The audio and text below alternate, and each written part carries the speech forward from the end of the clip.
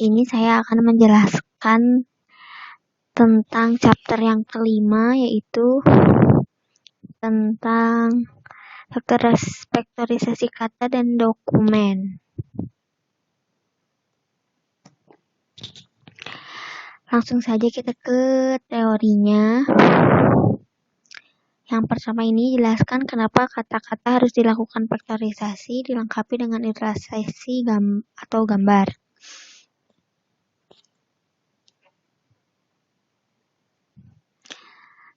Kata-kata harus dilakukan vektorisasi dikarenakan untuk mengukur nilai kemunculan suatu kata yang serupa dari sebuah kalimat sehingga kata-kata tersebut dapat diprediksi kemunculannya. Atau juga dibuatnya vektorisasi data digunakan untuk memprediksi bobot dari suatu kata. Misalkan ayam dan kucing sama-sama hewan, maka akan dibuat prediksi apakah kata tersebut akan muncul pada kalimat yang kira-kira memiliki bobot yang sama. Untuk ilustrasinya seperti ini adalah kumpulan kata-kata sebelum diproses, terus kita masuk ke vektorisasi data, setelah itu pembobotan lalu dilakukan prediksi. Selanjutnya jelaskan mengapa dimensi dari vektor dataset Google bisa sampai 300 dilengkapi dengan ilustrasi atau gambar. Dimensi dataset dari Google bisa mencapai 300 karena dimensi dari vektor tersebut digunakan untuk membandingkan bobot-bobot dari setiap kata. Misalnya, terdapat kata dog dan cat pada dataset Google tersebut. Setiap kata tersebut dibuat di dimensi vektor 300 untuk kata dog dan 300 dimensi vektor juga untuk kata cat.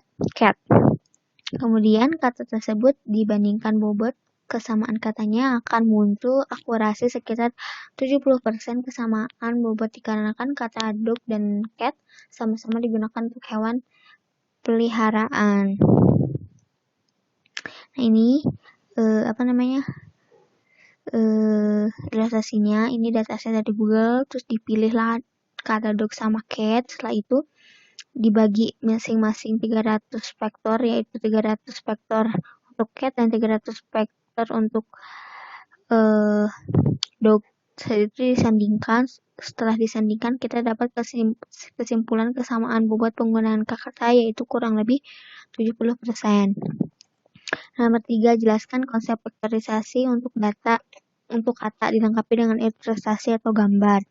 Vektorisasi untuk kata untuk mengetahui kata tengah dari suatu kalimat atau kata utama atau objek pada suatu kalimat. Contohnya, jangan lupa kata tengah tersebut merupakan channel yang memiliki bobot sebagai kata tengah dari suatu kalimat atau bobot sebagai objek dari suatu kalimat. Hal ini sangat berkaitan dengan dimensi vektor pada dataset Google yang 300 tadi, karena untuk mendapatkan nilai atau bobot dari kata tengah tersebut didapatkan dari proses dimensiasi dari kata tersebut. Nah ini ilustrasinya, kata-kata yang di awal sama di akhirnya itu please take my in classroom. Maksud lo. Vektorisasi 300 data, setelah itu masuklah jadi font, terus tengah kata dari vektor yang dilatih oleh mesin.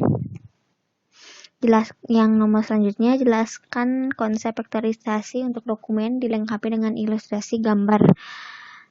Vektorisasi untuk dokumen hampir sama seperti vektorisasi untuk data kata. Hanya saja pemilihan kata utama atau kata tengah terdapat pada satu dokumen. Jadi, mesin akan membagi dimensi vektor 300 untuk dokumen dan nanti akan tengahnya disandingkan pada dokumen yang terdapat pada dokumen tersebut. Ini adalah please take my in classroom. Vektorisasi 300 kata terus dokumen 1. Dokumen 1 ini adalah yang diidentifikasinya. Nomor 5, jelaskan apa itu min dan standar deviasi dilengkapi dengan ilustrasi. Min merupakan petunjuk terhadap kata-kata yang diolah. Jika kata-kata itu akurasinya tinggi, berarti kata tersebut sering muncul, begitu juga sebaliknya.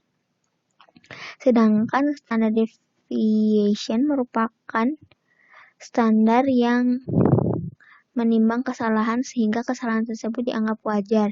Misalkan kita memperkirakan kedalaman dari dataset merupakan 2 atau 3, tapi pada kenyataannya merupakan 5. Itu merupakan kesalahan tapi masih bisa dianggap wajar karena masih mendekati perkiraan awal. Nah, ini untuk ilustrasinya ada dog sama cat, hasil akurasinya 70%. Berarti ini hasilnya bagus. Kalau cat sama spatula kan ini dalam konteks yang berbeda ya. Jadi hasil akurasinya hanya 12%, jadi hasil ini termasuk buruk. Nomor 6, jelaskan apa itu skipgram dilengkapi dengan ilustrasi. Skipgram adalah kebalikan dari konsep vektorisasi untuk kata di mana kata tengah menjadi acuan terhadap kata-kata pelengkap dalam suatu kalimat. Nah, ini ya. Kebalikan dari vektorisasi tadi kan. Ini kata yang diimportkan ini phone. Vektoris 300 density. Kata ini adalah please take my bla bla bla in classroom. Nah, yang selanjutnya masuk ke praktikum. Yang pertama ini adalah cobalah dataset Google dan jelaskan vektor dari kata low, fade, false, sick, clear, sign, backward, was, motor, dan cycle. Terus cobalah perbandingan similarity masing-masingnya. Similarity-nya dibandingkan dan jelaskan arti dari outputannya tersebut. Nah ya, yang pertama itu kita mengimportkan dulu, namanya ini ada library Gensim. Terus kita masukkan datasetnya yaitu Google News vector negatif binary true sama dengan true. Setelah itu kita panggil yang love-nya ini, arahnya ada segini. Setelah gitu yang fade,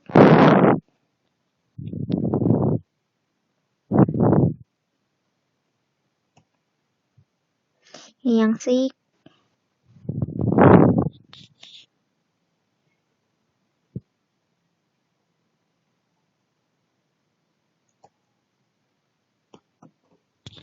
ini yang clear, yang sign, dan ini yang cycle. Setelah itu kita bandingkan similarity-nya. Yang pertama ini kita bandingin similarity-nya dari sama was dan clear. Similarity-nya yaitu 0,09 sekian. Terus similarity dari back dan love ini adalah 0,075. Setelah itu similarity dari motor dan car ini ada 0,48. Terus similarity sick sama fade ini adalah 0,12 dan similarity dari cycle dan sign ini adalah 0,06. Selanjutnya kita akan mengilustrasikan fungsi dari extract word dan permute sentences. Nah, ini untuk extract word ini adalah yang pertama kita mengimportkan dulu array-nya, terus kita membuat fungsi baru yang namanya extract word. Setelah itu kita masukkan variabel-variabelnya, dan yang selanjutnya ini kita akan mengimport random, terus kelasnya ini permute sentences, terus mendefinisikan initnya, terus ada iternya.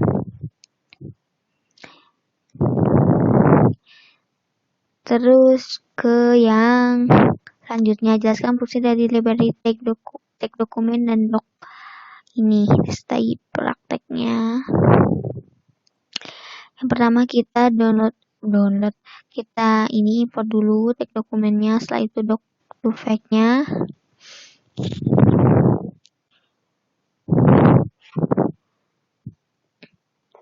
Selanjutnya jelaskan menambahkan training dari file. Ini masukkan trainingnya dan seterusnya.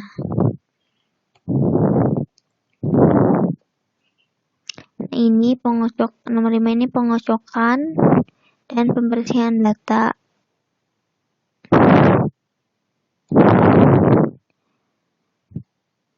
Nah, ini juga extract word sama permute sentences.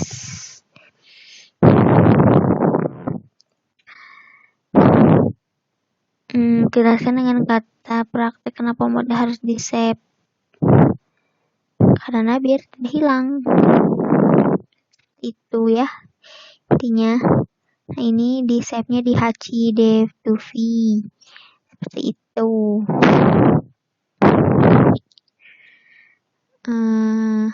Jelaskan yang ini infer kode ya. Ini infer vektor, terus namanya I will go home. Everybody, I will go home. Setelah itu jelaskan yang constant similarity.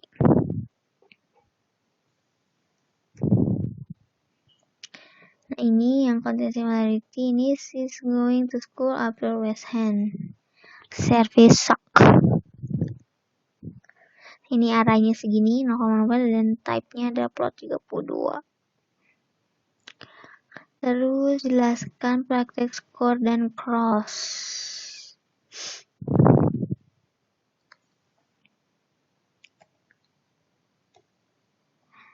Nah, ini ya yang score dan yang cross.